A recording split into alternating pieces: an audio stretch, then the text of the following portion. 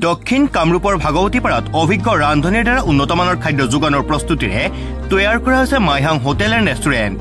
পূজাৰ প্ৰাক মুহূৰ্তত ৰাইজৰ সুবিধাৰ্থে মুকলি কৰা হ'ল উক্ত হোটেলখন। উক্ত মাইহাং হোটেল এণ্ড ৰেষ্টুৰেণ্টখনি মুকলি কৰে পলাবাৰী সমষ্টিৰ বিধায়ক হেমাংগ ঠাকুৰীয়াই। মাইহাং হোটেল এণ্ড ৰেষ্টুৰেণ্টখনিৰ কৰ্তৃপক্ষ নৱনীতা গোস্বামী আৰু ৰুবুল গোস্বামীৰ নেতৃত্বত গঢ় লৈ উঠিছে। এই হোটেলখনত চাইনিজ খাদ্য, ভাৰতীয় খাদ্য, থলুৱা খাদ্যৰ লগতে ফাষ্টফুড খাদ্য সকলো উপলব্ধ হ'ব। আচলতে আমাৰ পৰিকল্পনা ঠিক নহয়, কিন্তু মানে দুয়োটাই মাজে মাজে কথা আলোচনা কৰিছিলো যে আমি মানে এনেকুৱা ধৰণে এখন ৰেষ্টুৰেণ্ট যদি কৰিব পাৰিলো হয়, যিখন মনৰ আশা আৰু যে খুব হাইজেনিক কৰি পেলাই বা সকলোখিনি বস্তু প্ৰভাইড কৰি ৰিজনেবল প্ৰাইচত, এনেকে আমি তাৰমানে এটা ভাৱ এটা আমাৰ আছিল বহুত দিনৰ পৰা, অলপ আহল বহলকে এনেকে ভাবিছিলো।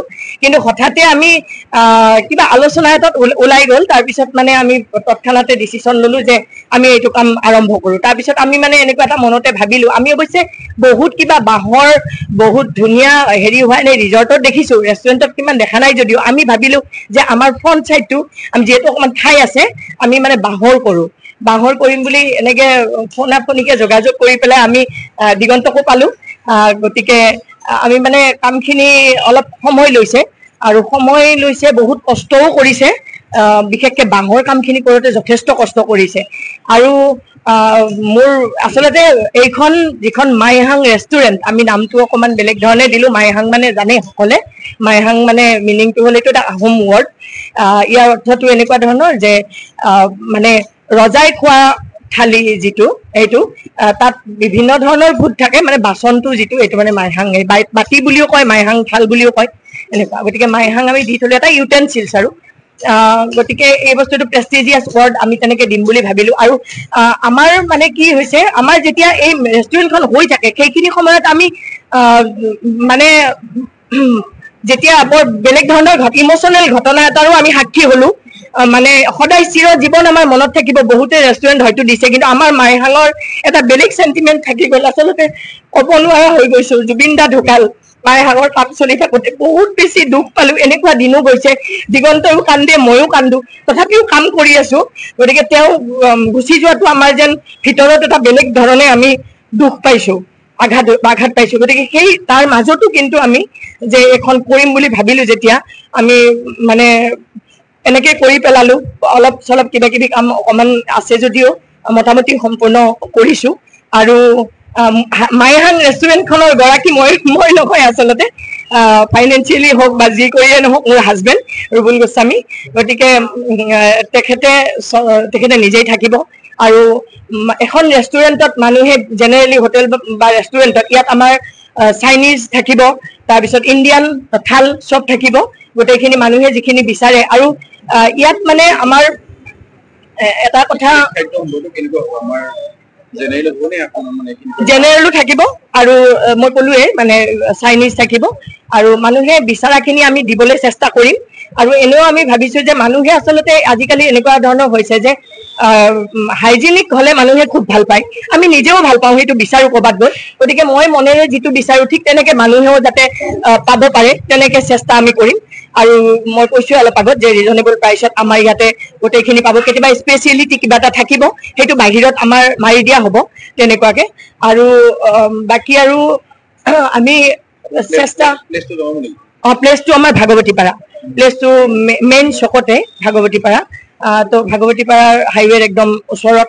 গতিকে ভাবিছো আৰু আশা কৰিছো মানুহে ভাল পাব, আহিব, তেনেকে আশা কৰিছো। পূজাৰ বতৰ, আৰু পূজাৰ আগে আগে আমি মানে এই কাম, সেইকাৰণে ইন'ভেশ্যনৰ কামটো আমি কৰিলো। গতিকে MLA ছাৰো আহিছিলে, তেখেতে আজি ইন'গ্ৰেট কৰি থৈ গ'ল। গতিকে আমাৰ চবখিনি ৰেডি হৈছে, অহা কালিৰে পৰা আমাৰ ষ্টাৰ্ট হ'ব। গতিকে আশা কৰিছো আৰু মানুহে আঁকোৱালি ল'ব, সেইখিনি কথা। আৰু হয়, থাকিব, চবখিনিয়ে থাকিব। ফাষ্টফুডৰ যিখিনি জেনেৰেলি থাকে সেইখিনিতো থাকিবই, তাৰ উপৰিঞ্চিও মই কিছু বস্তু অনাৰ চেষ্টা কৰিছো, যেনেকে বাচ্ছাবিলাকে আজিকালি কিছুমান বিচাৰে, চুইট কৰ্ণ কিবা এনেকুৱা ধৰণৰ বস্তুবিলাকো ইয়াত পোৱা যাব, প্ৰভাইড কৰিব। গতিকে চব সুবিধাই পাব ইয়াতে, এনেকুৱা।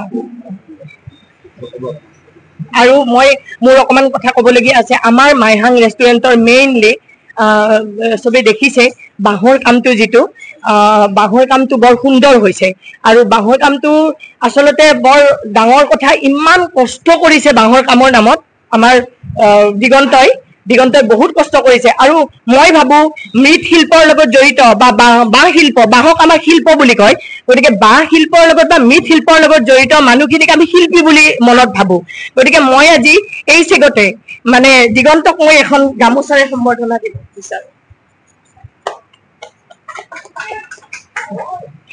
গতিকে এইখিনিয়ে আৰু মোৰ ক'বলগীয়া আৰু অনাগত দিনত দিগন্তৰ সঁহাৰি আমি পাম বুলি আশা কৰিছো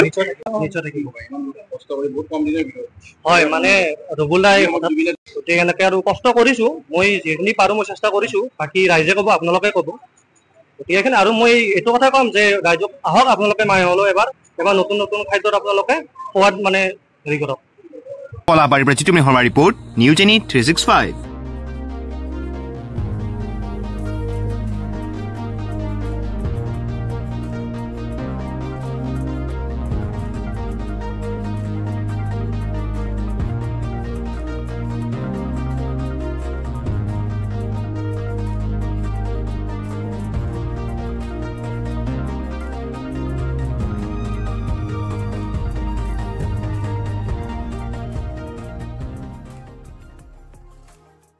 Stay informed, stay ahead.